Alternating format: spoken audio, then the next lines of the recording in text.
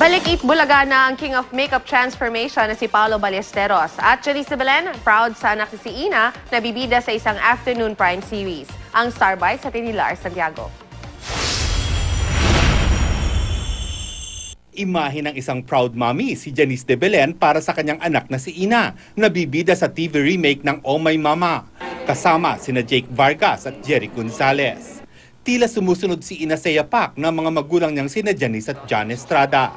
This is going to be a lot of pressure on her. Why? Because she has parents na parehong artista. She really has big shoes to fill. So, like I said kanina, she's really just gotta do this right. Tampok sa panibagong exhibit ni Heart Evangelista ang kanyang hand-painted bags, dresses at canvas paintings. Sabi ni Heart, 3 years in the making ang buong exhibit na kanyang kinonceptualize.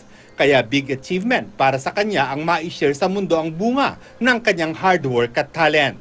I'm very happy with how the exhibit turned out. Everything na inimagine ko, yun yung nangyari.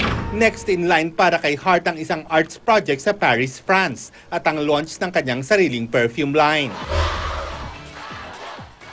Matapos ang kanyang 6-month hiatus sa Itbulaga, muling napanood sa One for All for One segment ng noontime show ang Dabber Cats na si Paolo Ballesteros. Hello sa mga Dabber Cats sa Broadway!